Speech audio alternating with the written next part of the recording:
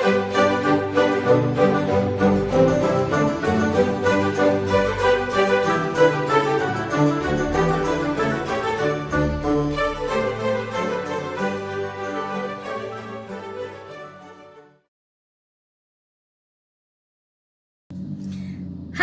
saudara-saudaraku semuanya sebangsa dan setanah air, dimanapun Anda berada, bertemu lagi dengan saya Rina Solihin dalam channel Rina Menjawab. Teman-teman, kali ini teman-teman saya ingin mengklarifikasi kemelut yang tidak kunjung usai, teman-teman ya, perdebatan yang tidak kunjung usai, klaim mengklaim yang tidak kunjung berakhir ya, dari dua pihak, yaitu pihak Kristen dan Islam, terutama mengenai kata Allah. Teman-teman, Alkitab bahasa Indonesia yaitu menggunakan kata Allah ya sebagai sebutan untuk Tuhan pencipta langit dan bumi, sementara Islam di kitabnya menggunakan kata Allah Subhanahu wa Ta'ala itu adalah nama ya, nama dari Sang Pencipta ya, tentunya dalam versi mereka, teman-teman. Nah, sementara di dalam kekristenan Allah itu bukan nama, tetapi itu adalah sebutan untuk Sang Pencipta. Namanya siapa? Namanya adalah Yesus Kristus, tentunya, teman-teman ya. Nah, saudara-saudaraku yang terkasih di dalam Tuhan, yang mengherankan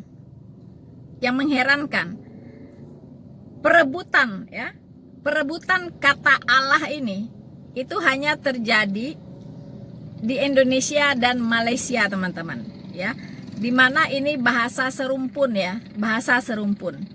Di negara-negara lain, karena tidak menggunakan kata Allah, tidak terjadi masalah, teman-teman. Di dalam bahasa Inggris, Allah itu disebut dengan God, ya kan? God gitu. Tetapi karena Al-Quran itu tidak boleh diterjemahkan, mereka tetap ya memakai kata Allah Subhanahu wa Ta'ala. Tetapi dalam Alkitab itu tidak sama, teman-teman ya. Alkitab boleh diterjemahkan dan memang harus diterjemahkan karena Allah mau ya semua bangsa memuji Dia dalam segala bahasa. Jadi harus diterjemahkan ke berbagai bahasa. Nah, penggunaan kata Allah untuk God itu hanya dalam bahasa Indonesia dan bahasa Melayu lah, karena Malaysia juga memakai, teman-teman ya. Di Alkitab mereka juga dipakai kata Allah. Nah, di Malaysia sendiri itu telah terjadi keputusan ya, telah dibuat sebuah keputusan bahwa yang boleh menggunakan kata Allah itu hanya Islam. Begitu. Jadi orang Kristen kalau menulis di koran atau di majalah tentang kekristenan ya, itu tidak boleh pakai kata Allah. Begitu. Nah, ini sudah diputuskan, teman-teman, pada tanggal 15 Oktober tahun 2013 oleh Pengadilan Malaysia ya. Jadi diputuskan kata Allah itu hanya untuk Muslim, teman-teman. Nah, jadi koran-koran Kristen dilarang untuk menggunakan kata Allah. Inilah ya, kalau saya melihat ini sebuah kepicikan berpikir ya, masih berada di zaman jahiliyah kalau saya bilang ya. Begitu ceteknya begitu, teman-teman. Sebenarnya teman-teman Muslim ini itu sangat terpaku dengan yang namanya kata. Teman-teman, kalau kita mau berpikir lebih maju sedikit, jangan terpaku dengan bentuk kata ya. Boleh saja beberapa benda atau beberapa peristiwa atau beberapa fenomena itu menggunakan kata yang sama, boleh begitu. Tetapi harus dilihat lebih jauhnya, yaitu substansinya, teman-teman ya. Kita harus melihat substansinya di balik penggunaan kata tersebut ya. Apakah kata Allah di dalam Al-Quran itu dengan di dalam Alkitab itu substansinya sama tidak? Sama tidak? Ya. Contohnya kata ibu, ya. Ibu Rina. Ya. Terus ada lagi Ibu Megawati misalnya. Sama-sama memakai kata ibu, begitu kan? Tapi apakah sama? Apakah sama Ibu Megawati dengan Ibu Rina Solihin? Tidak sama. Jadi harus dilihat substansinya. Itu hanya sebutan. Betul, berarti Kristen itu sudah benar bahwa kata Allah itu hanya sebutan. Begitu. Substansinya itu sangat berbeda dengan kata Allah yang ada di Al-Quran, yaitu Allah Subhanahu wa Ta'ala. Dan puji Tuhan, Al-Quran itu sudah membedakan begitu, yaitu Allah Subhanahu wa Ta'ala. Sementara Alkitab itu tidak memakai kata Allah Subhanahu wa Ta'ala. Itu aja sudah bisa dibedakan, ya. Jadi tidak perlu sebenarnya klaim-mengklaim atau berebut hak milik begitu, tidak perlu. Itu sangat kekanak-kanakan kalau saya lihat begitu kan. Dengan untuk satu kata itu aja bisa berperang begitu, bisa sampai ke pengadilan, bisa sampai itu ya ampun ya teman-teman. Kebetulan saya orang linguistik, background saya linguistik, sosiolinguistik teman-teman. Jadi saya sedikit banyak belajar tentang seluk-beluk bahasa teman-teman. Jadi ada namanya kata-kata saduran, ya. Itu tidak bisa dihindari, ya. Kata-kata yang diserap atau kata-kata serapan dari bahasa-bahasa lain itu tidak bisa dihindari. Itu terjadi secara alamiah begitu. Tidak bisa dikendalikan, ya. Kata-kata serapan itu akan masuk, ya. Kata-kata asing akan masuk ke dalam satu bahasa lokal itu sesuai dengan perkembangan dari kebudayaan, dari peradaban di bahasa yang bersangkutan begitu. Kalau masyarakat di dalam pengguna bahasa tersebut sangat dinamis, ya kan, sangat dinamis, itu biasanya kecepatan masuknya bahasa-bahasa asing ke dalam bahasa lokal ini itu juga sangat cepat. Terutama yang menyangkut hal-hal yang di luar kebudayaan setempat begitu. Itu memang tidak ada padanan kata dari bahasa setempat ini untuk menyebut, ya, kebudayaan baru yang masuk ke dalam masyarakat tersebut begitu teman-teman. Contoh, saya kasih contoh teman-teman. Gelas itu dari bahasa apa teman-teman? Gelas itu dari bahasa Inggris, ya, diserap dari bahasa Inggris.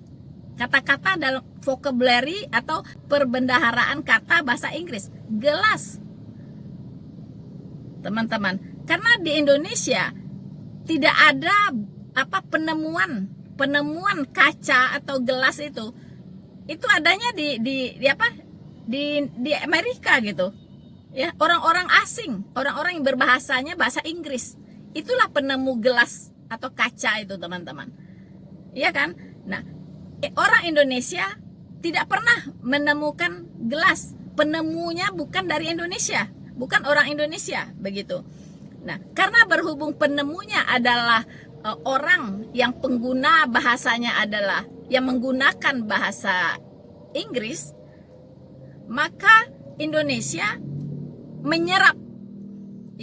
menyerap kata dari bahasa Inggris menjadi perbendaharaan atau untuk memperkaya bahasa Indonesia, yaitu jadi gelas teman-teman, ya, gelas. Nah, apakah orang Amerika atau orang Inggris boleh nggak komplain ke orang Indonesia, balikin tuh, ya, kata-kata saya itu gelas itu bukan bahasa kalian loh, itu bahasa saya, kata orang Inggris. Apa bisa begitu? Ya, dia Inggris mengklaim, boleh dong Inggris mengklaim itu kata gelas itu, ya, itu berasal dari bahasa saya, bahasa Inggris. Kenapa kalian curi-curi? Kenapa nyolong-nyolong kata-kata dari bahasa Inggris untuk memperkaya bahasa Indonesia? Bisa nggak seperti itu, teman-teman?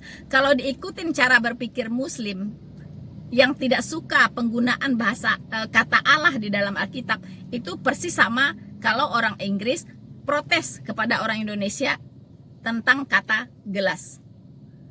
Dan banyak lagi kata-kata, ya. Mobil itu dari bahasa mana? Mobil itu dari kata mobile, teman-teman. Apakah ada bahasa Indonesia asli punya perbendaharaan katanya mobil? Tidak ada, begitu. Lalu mengapa ada dalam bahasa Indonesia mobil, motor? Itu dari mana? Itu adalah bahasa-bahasa serapan dari bahasa asing, ya, yang masuk ke dalam bahasa Indonesia atau diserap ke dalam bahasa Indonesia karena apa? Pengaruh peradaban, ya, pengaruh peradaban dari negara-negara asing, teman-teman. Begitu. Jadi itu tidak bisa dikendalikan, itu tidak bisa tidak bisa ditahan, dibendung, tidak bisa, begitu. Itulah namanya dalam ilmu linguistik itu ada fleksibilitas, ada perkembangan perbendaharaan kata. Jadi perbendaharaan kata dalam sebuah bahasa itu selalu bertumbuh, teman-teman. Semakin banyak, begitu. Kadang kata-kata yang dulu, yang sudah lama-lama bisa hilang, bisa tersingkir karena sudah jadul, jarang dipakai orang lagi, gitu. Ya. Nah, sekarang muncul istilah-istilah baru, ya, sesuai dengan perkembangan dari masyarakat itu.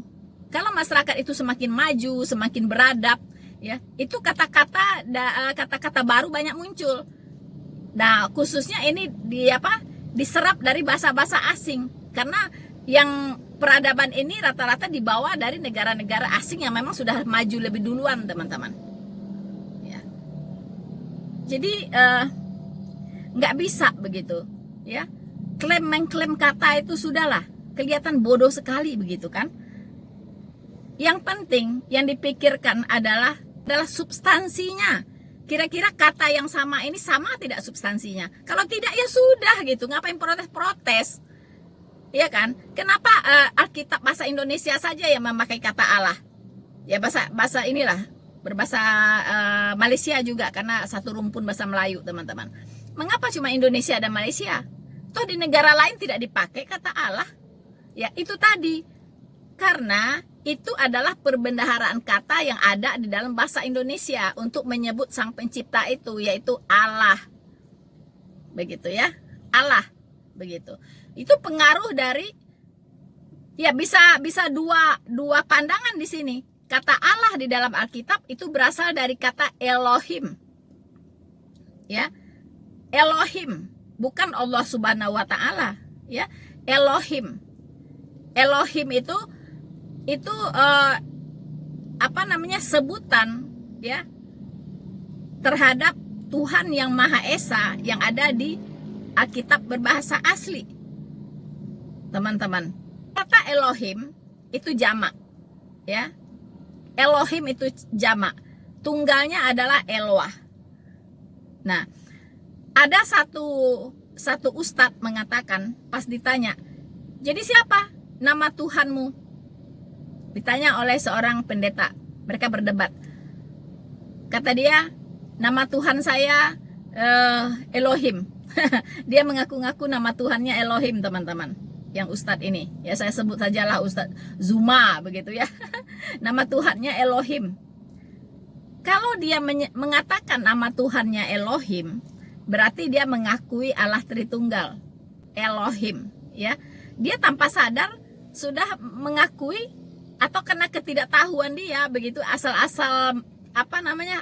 klaim, supaya klaim dia bahwa Allah Subhanahu wa taala itu sama dengan Allah yang ada di Alkitab.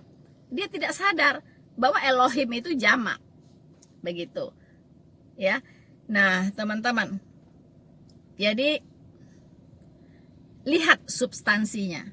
Saya pesankan lagi ke teman-teman, lihat substansinya. Jangan terpaku dengan bentuk katanya. Jangan hanya belajar ditinjau secara etimologis saja, ya.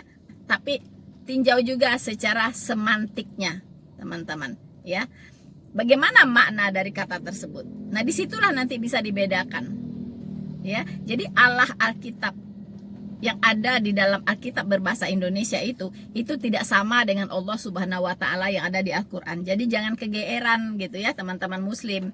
Jangan kegeeran begitu. Itu beda barang, ya. Nah, mengapa ada kata Allah di dalam Alkitab? Itu berasal dari kata Elohim. Ya, tetapi Alkitab berbahasa Inggris dia terjemahkan ke dalam God. Ya, tidak pakai kata Allah, teman-teman. Ini hanya kebetulan saja dari rumpun bahasa Melayu. Saudara-saudaraku yang terkasih di dalam Tuhan.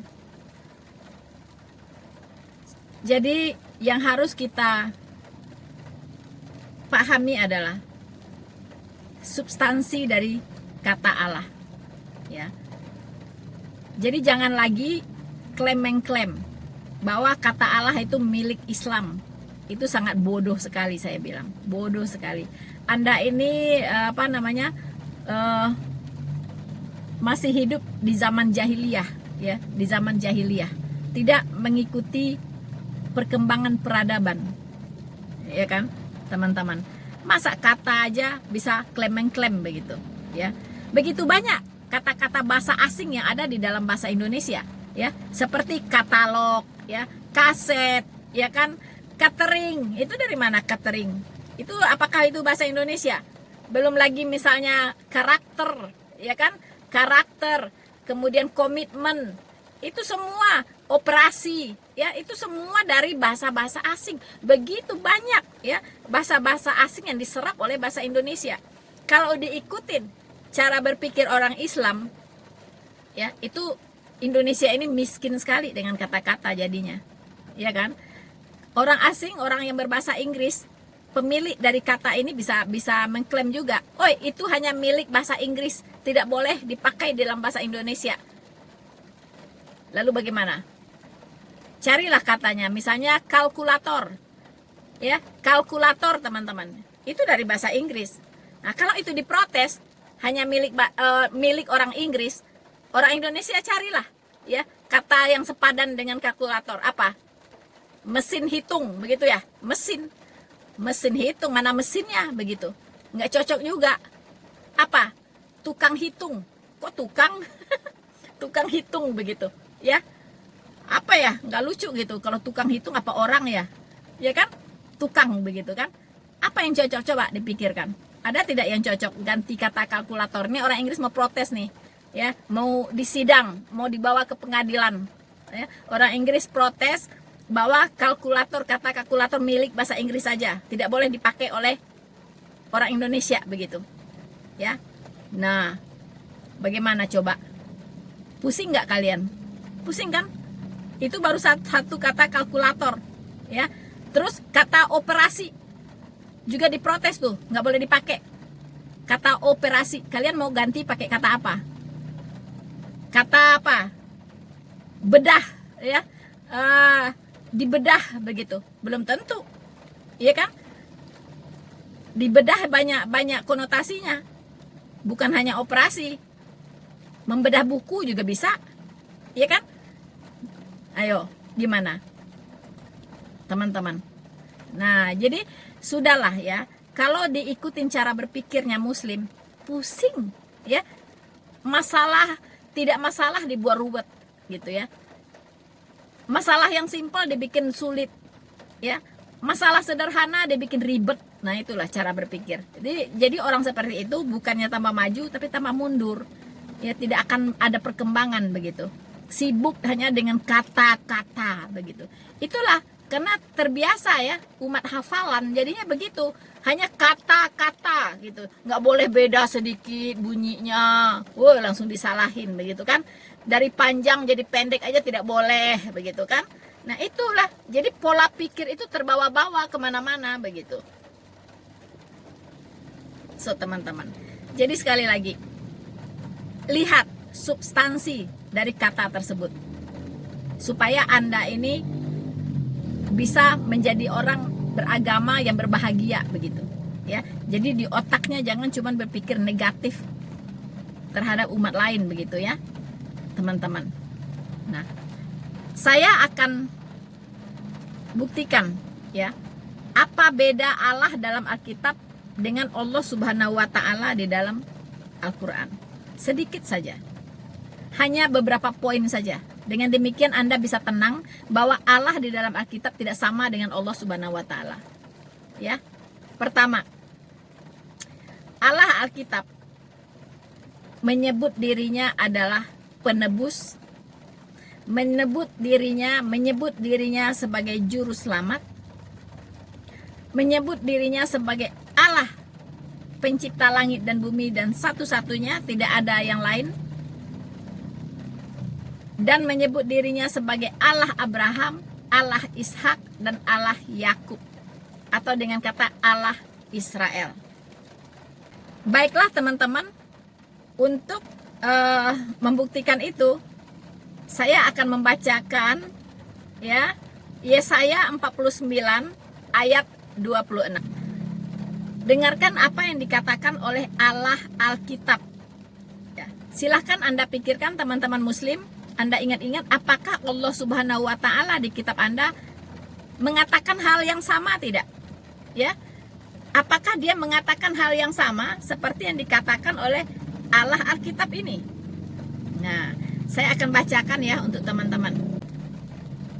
Yesaya 49 ayat 26.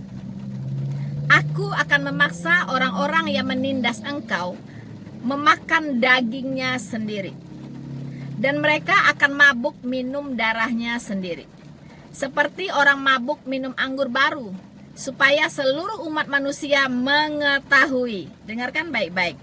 Supaya seluruh umat manusia mengetahui, termasuk saudara Muslim ya, harus tahu ya, bahwa aku, Tuhan, adalah juru selamatmu dan penebusmu yang maha kuat, Allah Yakub.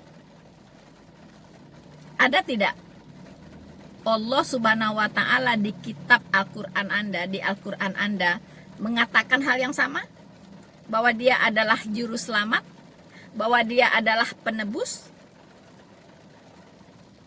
bahwa dia adalah Allahnya Yakub yang maha kuat, yaitu Allah Israel. Ada tidak? Tidak ada. Tidak ada. Berarti Allah di Alkitab bukan Allah Subhanahu wa Ta'ala yang ada di Al-Quran. Oke? Karena Allah Subhanahu wa Ta'ala di Al-Quran tidak mengakui penebusan dan tidak mengakui sebagai juru selamat. Teman-teman. Ya? Nah, oke. Saya akan bacakan lagi Yesaya 60 ayat 16. Apakah ini juga pernah dikatakan oleh Allah Subhanahu wa Ta'ala di Al-Quran Anda atau tidak?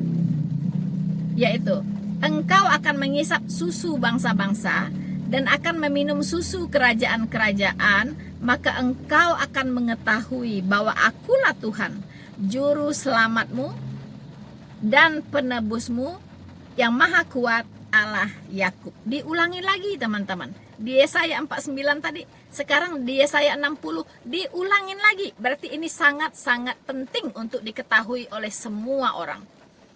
Ya. Nah, karena tadi dikatakan, ya. Tadi dikatakan supaya seluruh umat manusia harus mengetahui ini. Bahwa dia adalah penebus, bahwa dia adalah juru selamat. Bahwa dia adalah Allah Yakub atau Allah Israel. Seluruh umat manusia, termasuk Muslim, harus mengetahui ini. Oke? Kemudian Yesaya 48, Yesaya 43 ayat 11 sampai 13. Dengarkan baik-baik. Apakah Allah Subhanahu wa Ta'ala, apakah Allah Subhanahu wa Ta'ala Anda yang di Al-Quran itu pernah tidak mengucapkan hal seperti ini, mengikrarkan dirinya seperti ini? Ya, saya bacakan. Akulah Tuhan, dan tidak ada juru selamat selain daripadaku. Akulah yang memberitahukan, menyelamatkan, dan mengabarkan. Dan bukannya Allah asing yang ada di antaramu. Kamulah saksi-saksiku Demikianlah firman Tuhan. Dan akulah Allah. Juga seterusnya, aku tetap Dia. Dan tidak ada yang dapat melepaskan dari tanganku. Aku melakukannya. Siapakah yang dapat mencegahnya? Inilah Allah Alkitab yang maha kuat. Ya, Dia menyatakan diri sekali lagi bahwa Dia berkata, tidak ada juru selamat selain daripadaku. Ya, akulah yang memberitahukan, menyelamatkan, dan mengabarkan. Apa yang dikabarkan teman-teman? Yaitu Injil. Ya, Injil sudah dikabarkan di kitab Yesaya oleh Tuhan Allah sendiri. Bagaimana Dia akan lahir? Bagaimana Dia akan besar? Bagaimana Dia melayani? Bagaimana Dia akan dibawa ke tiang salib, bagaimana Dia mati, dan bagaimana Dia bangkit. Semua sudah diberitakan di kitab Yesaya. Makanya dikatakan, akulah yang memberitahukan, menyelamatkan, dan mengabarkan. Teman-teman. Oke? Jadi ini tidak ada ya di kitab Quran Anda. Dan Allah Subhanahu wa Ta'ala Anda itu tidak pernah berkata tentang hal ini. Berarti Allah Alkitab jelas bukan Allah Subhanahu wa Ta'ala yang ada di Al-Quran. Beda substansinya. Nah, masih belum puas? Kalau masih belum, saya bacakan Keluaran 3 ayat 6. Lagi Ia berfirman, akulah Allah ayahmu, Allah Abraham, Allah Ishak, dan Allah Yakub. Lalu Musa menutupi mukanya sebab ia takut memandang Allah. So, teman-teman, Allah yang ada di Alkitab adalah Allah Abraham, menyebut dirinya Allah Abraham, Allah Ishak, dan Allah Yakub, dan menampakkan diri kepada Musa.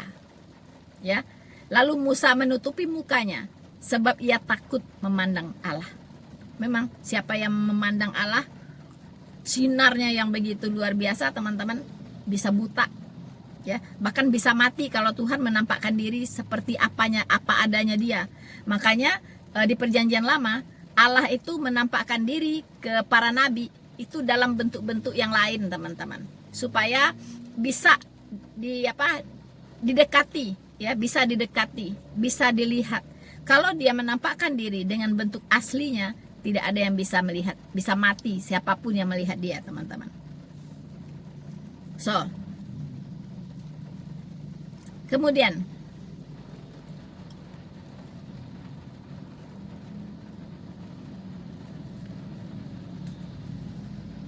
saudara-saudaraku yang terkasih di dalam Tuhan, semoga yang saya sampaikan ya singkat, padat teman-teman, ya, bagaimana kita bisa membuka dimensi berpikir kita, bagaimana kita bisa memperluas wawasan kita, ya.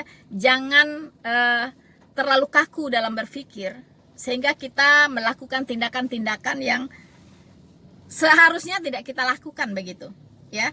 Jadi berhentilah mulai saat ini mengklaim kepemilikan terhadap kata Allah, teman-teman.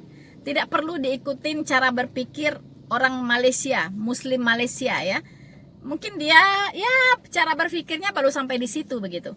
Tapi tunjukkan bahwa kita orang Indonesia bisa berpikir lebih maju dari mereka, teman-teman, ya. Jadi tidak perlu penggunaan kata Allah dibawa pula ke dalam sidang, ya, ke pengadilan, teman-teman. Tidak perlu. Cukup buka pikiran Anda, buka wawasan Anda, ya.